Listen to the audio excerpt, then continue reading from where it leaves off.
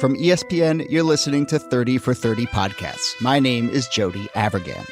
Welcome to our 5th season of original audio documentaries. As we've done before, we're devoting the entire season to one story. It's told over 5 parts. It's about a scandal that rocked the NBA and tells us a lot about how power, race, and celebrity intersect in modern sports. For this season, we're excited to work with ESPN's Ramona Shelburne, one of our top NBA reporters, an LA native, and someone who's been covering this story from the moment it broke. Ramona is your host for all 5 episodes. A quick word of warning, this season contains mature subject matter and language. And now, coming up after the break, from 30 for 30 and The Undefeated, the Sterling Affairs.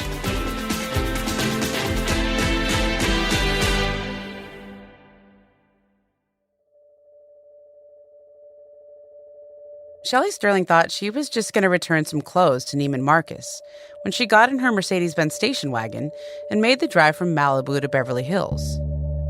It was early in the spring of 2014, and even though Shelly was almost 80 years old, she was still going into town, as rich people call Beverly Hills, 4 or 5 days a week. It's hard to guess Shelly's age if you don't know it, because she keeps her hair this convincing pale blonde, and her face is very well maintained. Driving into Beverly Hills is basically like entering a state park for the rich and famous. There are the iconic brown and yellow signs that let you know you have entered a special place. And Shelly Sterling and her husband Donald own a ton of it. Over their 60-year marriage, the Sterlings built a real estate empire. In their heyday, they were the largest residential landlords in LA County. But most people knew her husband Donald Sterling as the longtime owner of the Los Angeles Clippers, one of the worst owners in all of sports. His team was the laughingstock of the NBA for decades. For Shelly, it would have been just a jaunt down Rodeo Drive to return some wildly expensive clothes. But unbeknownst to her, her husband was also at Neiman Marcus that day, with a woman 49 years his junior, named V. Stiviano. She wasn't the first mistress, not even close. But V was something different. Shelly told me that story when we met in the winter of 2019 at the Beverly Hills Plaza Hotel, or my hotel, as she calls it. Shelly was 84 at the time, but she can tell that story of that run-in with Donald and V 5 years earlier with exacting detail. I happened to be there to return something, and she was there with Donald and with some other friends. And we had a big confrontation. She was very, very, very nasty and mean to me. What happened was that she ran into Shelly, I think at Nordstrom. And they started talking, and I guess things got out of hand. That's V. Stiviano's lawyer, Mac Nehore. And when I told Shelly Sterling his version of the story, she scoffed. It was at Neiman Marcus. At first, I thought it was funny that Shelly took the time to correct him. I mean, here's a woman talking to a female reporter about her husband's infidelity. Who cares whether you confront your husband's mistress outside of Neiman Marcus or Nordy's? But the details matter here. It's important to get it right. Because that meeting outside of Neiman Marcus, that petty squabble between a wife and her husband's mistress, set off a chain of events that in the end led to one of the biggest scandals in professional sports. A controversy that forced the NBA to finally deal with Donald Sterling after decades of his bad behavior, and had ripple effects throughout the entire league. This is The Sterling Affairs, from 30 for 30 Podcasts and The Undefeated. I'm Ramona Shelburne.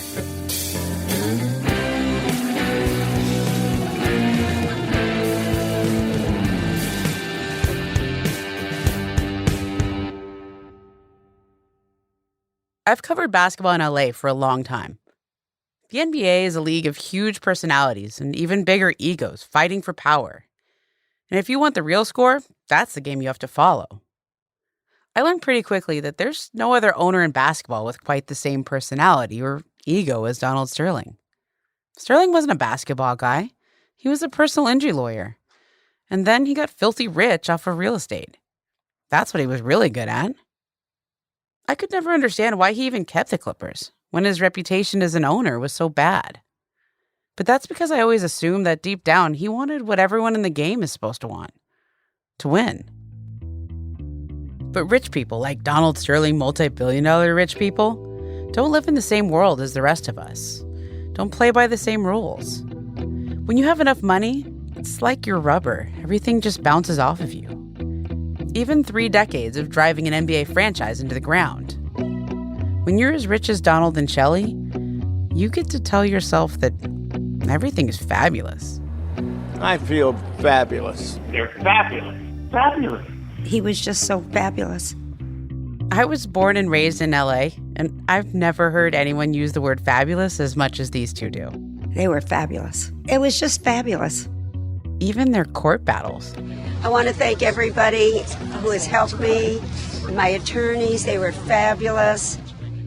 And of course, anything related to the team. And the U.S. team that won it all, the fabulous American team. We are fabulous. Let's give a hand to America. USA! And Donald Sterling's life was fabulous. Why would he think otherwise? Nobody ever questioned him, to his face anyway.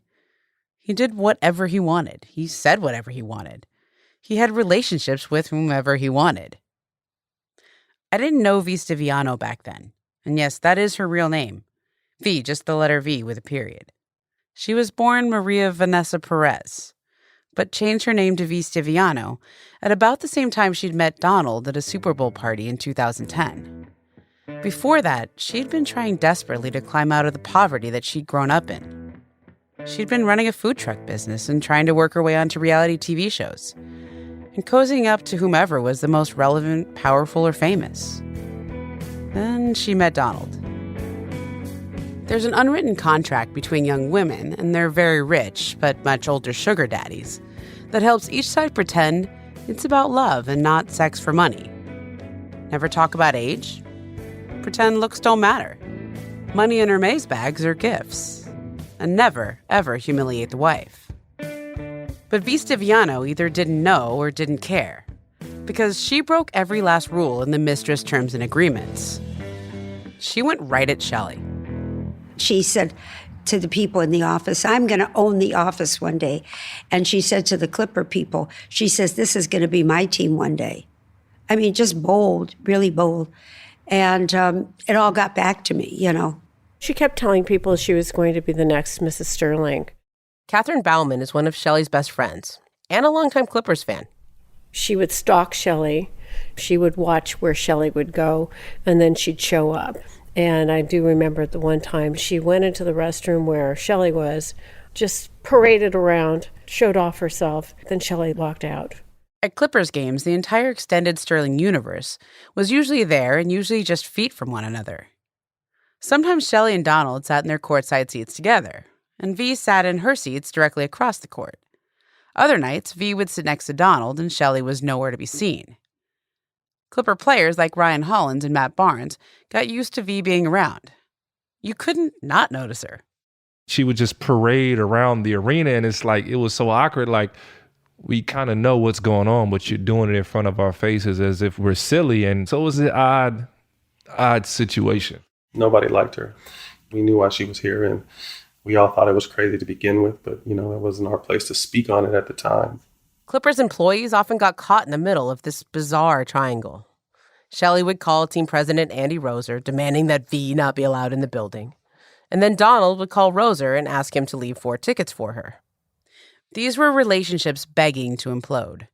But none of the entangled ever tried to solve the problem. Donald, Shelley, V, each kept pushing each other, waiting for someone to break. Well, the breaking started on Christmas Day, 2012. V called the Sterling house asking to speak to Donald.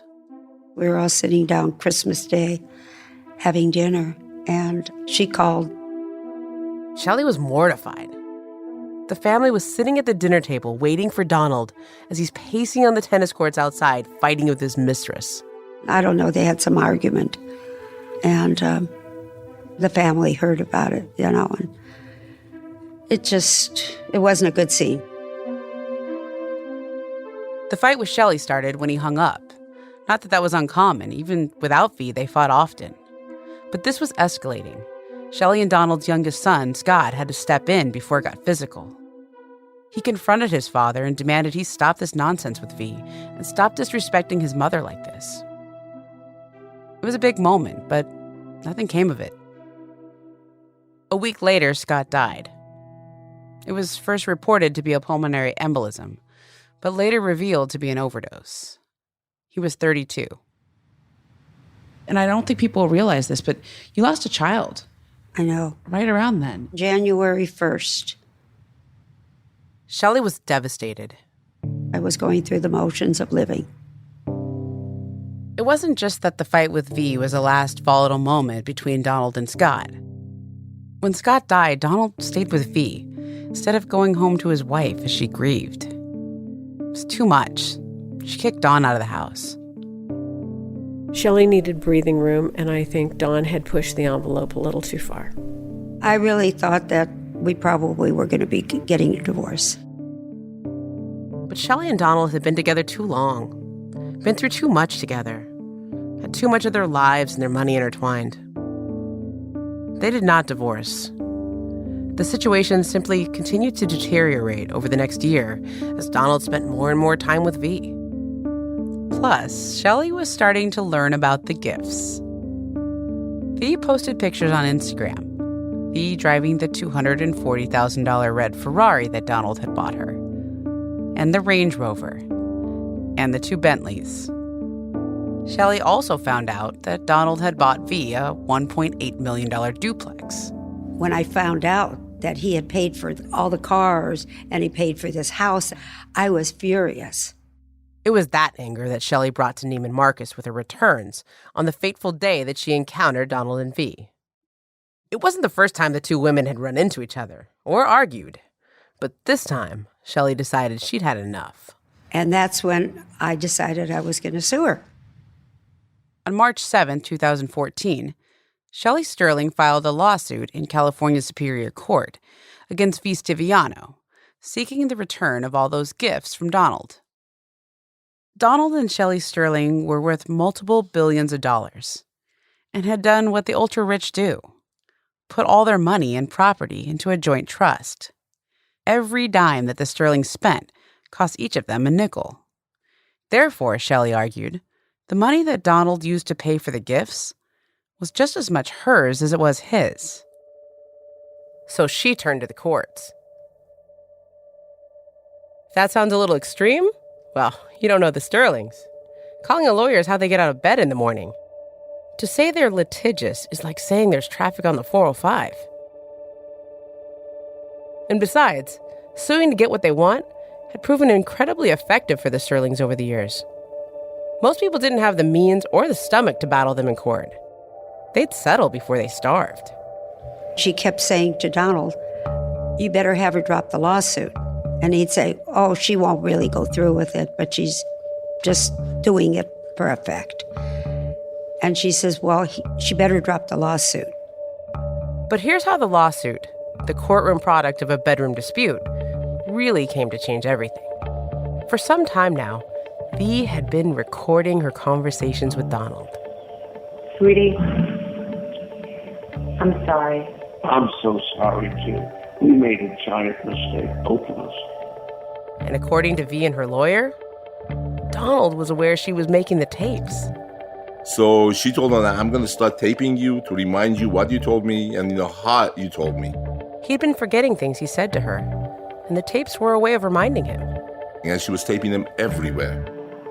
Please leave me alone, please, please. She'd recorded hundreds of conversations over the past 2 years. A lot of the recordings were mundane, boring even. But some of the recordings were arguments, and captured a side of Donald that he would never want his wife or anyone else to hear. I guess that you don't know that. Maybe you're stupid. No matter what the original intent of those tapes was, they became something V could use as blackmail. Because V. Stiviano had no intention of returning those gifts from Donald. She wanted me to drop the lawsuit. V says to Donald, I want that bitch wife of yours lawsuit dismissed. Pierce O'Donnell is Shelley Sterling's lawyer. And he tried to get Shelley dismissed and she wouldn't do it. If Donald couldn't or wouldn't fix the situation, V decided she would take matters into her own hands. It was time to use the tapes to reveal Donald Sterling for who he really was.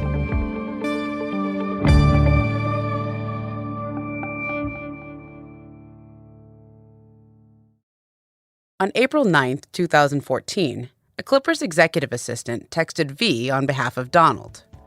The text was to make sure that V understood she wasn't welcome at the game against the Oklahoma City Thunder later that evening, that her tickets, her VIP pass, and her parking had been revoked.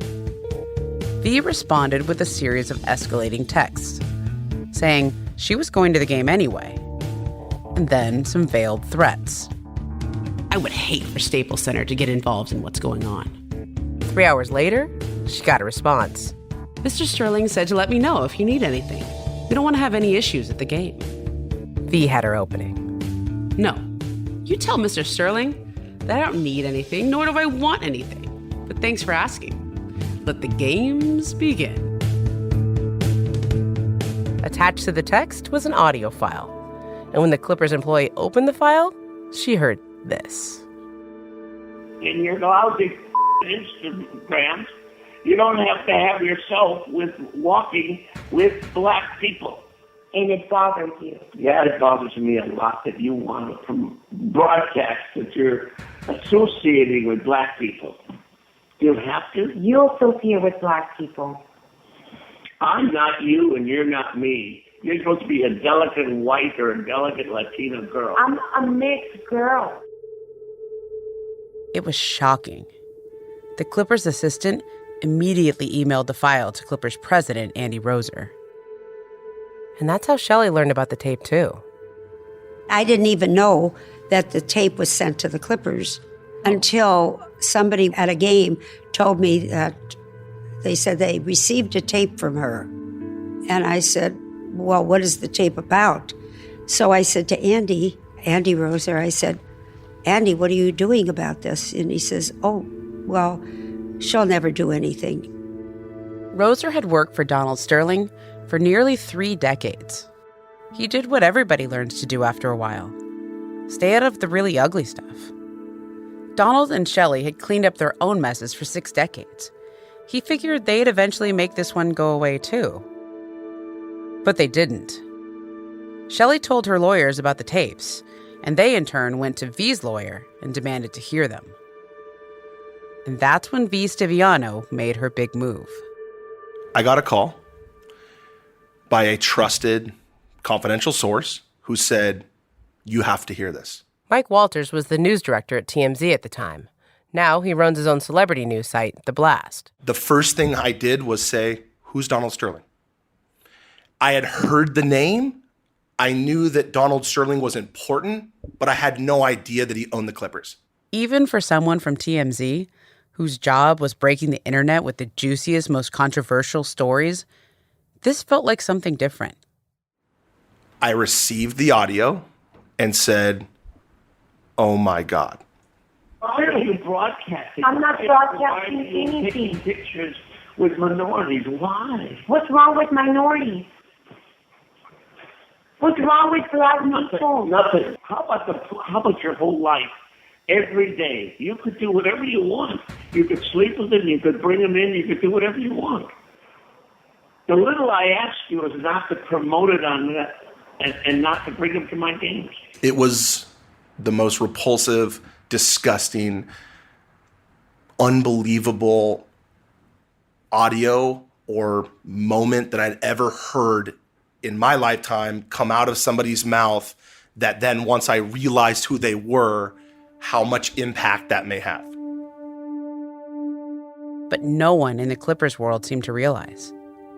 The fact is, Shelley and several people in the Clippers organization heard the recording and decided not to act on it, or weren't appalled enough to act on it. Maybe they didn't understand how big a splash this tape could make. I think this deals with very touchy subjects like racism, sexism, things that touch everyone in this country. So I knew with all of that combined with the fact that it actually was on tape, and if I could do my job properly, everyone was going to hear it, that this would be a gigantic thing. So Mike Walters called up the NBA. Their new commissioner, Adam Silver, had barely been in office for 3 months. I actually had never heard of Adam Silver until that day. Turns out not even TMZ was going to release something like this without some due diligence. There is a balance between privacy of people and the public's interest in what is said in this audio. And I think everyone will agree with me when I say this. This had to be heard, period. After calling the league, TMZ called the Clippers to let them know they were about to publish a tape that would be very damaging to Donald Sterling. If you're Donald Sterling, there's never a good time to have your girlfriend out you as a racist. If you're the Clippers, this could not have happened at a worse moment. Donald Sterling's Clippers had been a laughingstock for decades. I mean, because honestly, like these Clippers jokes are something they're not even jokes, they're statements of fact. In the 30-some-odd years he'd owned the team, they'd only made the playoffs 6 times. They'd never even moved past the semifinals. That had all started to change in the late 2000s, though. The team had drafted a star, Blake Griffin. NBA Rookie of the Year, Blake Griffin. And then ended up with another star, Chris Paul. Los Angeles is electric with the addition of Chris Paul to the Clippers. Had you heard of the Clippers before this? After a trade saga that rocked the NBA and somehow ended up in favor of the perennial loser Clippers over the NBA's golden child, the Los Angeles Lakers. The buzz in Los Angeles has instantly shifted to the Clippers. In time for this season, the Clippers had also managed to get themselves one of the best coaches in the NBA, Doc Rivers. It's Doc Rivers to the Clippers, 3 years, $21 million. There was a hope of stability, balance, even winning. 2012 saw one playoff run. 2013 saw another. And 2014 was going to be the year where they might finally contend for a championship. I'm excited to bring a championship here to LA in a Clippers uniform. But now, the Clipper curse was about to rear its head again. The one thing I can always rely on is that the Clippers screw things up. Once the Clippers staff found out TMZ was going to publish the tape, Andy Roser went to coach Doc Rivers. He needed him to talk to the team before the story broke. Andy, I remember coming in my office one day and said, hey, there's a tape that TMZ has. It's going to come out. It's not that flattering, but it's not a big deal. Honestly, I thought it was a sex tape because of Donald Sterling. I really did. So Doc did as he was told and gathered the players and warned them that something was coming. Superstar Clippers forward Blake Griffin and center Ryan Hollins were in that room. Doc gathered us. Doc said, hey, guys, we need to meet and talk. And this is about to come out. We don't know what the heck this is going to turn into. People are going to run with this. None of us realized the extent because we didn't hear the recording or whatever it was. He tells us to kind of prepare yourself because we're playing Golden State and the focus at hand is win the game. So I think we were all kind of like, all right, well, this is another thing. We'll get ready for this game. All right, welcome back to SportsCenter, where we have some breaking news, a disturbing story, including the owner of one of the NBA's playoff teams. TMZ dropped this story at 10 p.m. Pacific time on a Friday night, April 25th, 2014. It's an audio recording purportedly of Los Angeles Clippers owner Donald Sterling making racist remarks to his girlfriend is being investigated by the National Basketball Association. Why should you be walking publicly with black people? Does it matter if they're white or blue or yellow? I guess that you don't know that. Maybe you're stupid. I was covering the NBA playoffs for ESPN when this scandal broke. Like, literally, I was courtside at a game in Portland, and I get this frantic phone call from our news desk telling me I had to listen to this tape. People call you and tell you that I have black people on my Instagram, and it bothers you. Yeah, it bothers me a lot that you want to broadcast that you're associating with black people. You have to. Suddenly, the playoff game between the Trailblazers and the Houston Rockets taking place in front of me seemed completely insignificant. I filed my game story and tried to start wrapping my head around this one. I love this. Look at all this negativity coming from... There's no negativity. I love everybody. I'm just saying, and you're lousy Instagrams. You don't have to have yourself walking with black people. You don't have to. If you want to, do it. Like TMZ's Mike Walters, as soon as I heard that tape, I knew this was going to be huge.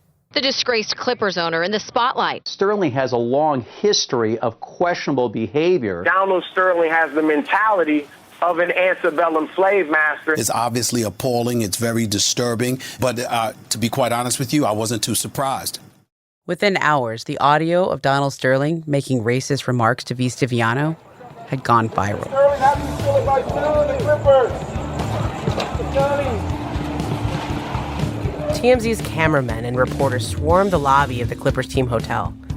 They had booked several rooms at the Four Seasons in advance so they could legally be inside the private property. Outside the hotel was even more chaotic. The whole world wanted a reaction. Clippers team security advised players and staffers to stay inside their hotel rooms as much as possible. They were on lockdown. When it came out, I remember it just being chaos. Just from then on, it was just that's all anybody was talking about. By morning, LeBron James, the biggest star in the league, was saying, there's no room for a person like Donald Sterling in the NBA. There's no room for that in our game. We've found a way to make this the greatest game in the world. And for comments like that, it taints our game, and we can't have that. Can't have it from a player. We can't have it from an owner. We can't have it from a fan, and so on and so on. It doesn't matter if you're black, white, Hispanic, or whatever the case may be. We can't have that a part of our game. And across the country, Adam Silver was facing his first real crisis. NBA Commissioner Adam Silver sitting down in Memphis addressing the comments made by Donald Sterling. The audio recording posted by TMZ is truly offensive and disturbing, and we intend to get to the bottom of it as quickly as possible. Silver launched an investigation within hours. I am not yet prepared to discuss any potential sanctions against Donald Sterling. We will, however, move extraordinarily quickly in our investigation. If it was Sterling on those tapes, if they hadn't been doctored or altered, Silver knew he wanted to punish him severely. The league was outraged because on top of Donald Sterling saying all those unforgivably racist things, Sterling was also taking shots at one of the most beloved figures in all of basketball, Magic Johnson. I saw someone I admire Magic Johnson. Okay, good. And he happens to be black, and I'm sorry. I think it's nice that you admire him. I know him well, and he should be admired. And I'm just saying that it's too bad you can't admire him privately and during your entire life, your whole life, admire him. Bring him here, feed him, him. I don't care. You can do anything. But don't put him on an Instagram so the world has to see, so they have to call me. And don't bring him into my games, okay? It was as shocking and as bizarre as anything on the tape that a picture of V. Stiviano and Magic Johnson had set him off. To hear Donald Sterling talk that way about Magic, the guy who turned the Lakers into a dynasty, who'd fought off HIV, that's the guy Donald Sterling told his mistress wasn't welcome at his games? Plain and simple. When you heard those comments, Magic, what was your reaction? I was really upset. You can't understand how hurt I was. He shouldn't own a team anymore, especially when you have African Americans renting his apartments, coming to the games, and playing for him, and coaching for him. This is bad for everybody. It's bad for America, and so I'm really upset about it. Even the famously apolitical Michael Jordan voiced his outrage. Michael Jordan weighed in. There is no room in the NBA or anywhere else for the kind of racism and hatred that Mr. Sterling allegedly expressed. We must not tolerate discrimination at any level. But the story was bigger than the NBA. It revealed something raw and ugly. It triggered millions of people. It's like what one of the paparazzi who was tailing Donald and Shelley told me. It had all the elements: sex, money, sports, politics, greed, racism. It had everything. It even had the visor. You remember the visor. That Daft Punk welding mask meets Florida grandma visor. that V. Stiviano wore anytime she stepped outside of her house? But still saying nothing is V. Stiviano, not late this afternoon when she arrived home or when she left tonight, wearing different clothes but color-coordinated face shields. The woman who set this whole thing off was out there rollerblading for the paparazzi. Have you talked to Mr. Sterling? Can you explain the mask? This was a full-on media circus. Why are you wearing the shield? Why are you holding a microphone? I don't know. It's my job. Well, then it's my job. By the end of the weekend, the first black president of the United States was answering questions about Sterling. I suspect that the NBA is going to be deeply concerned in resolving this. You know, the United States continues to wrestle with a legacy of race. The tapes dominated the news cycle, not just because they were juicy, but because Donald Sterling was articulating something deeper, more shameful. A plantation mentality that's at the heart of a lot of this country's history. Do you know that you have a whole team that's black that plays for you? Do I know? I support them and give them food and clothes and cars and houses. Who gives it to them? Does someone else give it to them? Do I know that I have? Who makes the game? Do I make the game or do they make the game? That's an NBA owner, a man worth billions of dollars, going on for more than 9 minutes spewing the most vile of racist thoughts. A white owner whose 20-man roster was stacked with a majority of African-American players, including Ryan Hollins. Those words hurt. When you hear, I don't want people like that, well, the people like that play for you. The people like that buy your tickets. The people like that bleed just like you, bruh. Earthquakes, both real and metaphorical, happen suddenly, but they are anything but sudden. The tremor is a product of tensions that build up for years until the fault lines simply break. Los Angeles sits on 2 fault lines, San Andreas and race. All of us know it. We live with it. Donald Sterling was another. Anyone who played for him or worked for him or covered him in the press or lived in one of his hundreds of apartments, on the one hand knew that it was all a matter of time until he blew up. The underlying issues with Sterling were well known and well documented. But like most insanely wealthy white men in America, Donald had managed to wiggle, bully, and fight his way out of all of them. He knew how to play his leverage and power to outlast his adversaries and win, if you can call it that. But this time felt different. I remember I had said, this is really bad, really bad. And I knew something was going to happen. I didn't know what. It was like shock. That's what we all were, shocked. But we shouldn't have been surprised.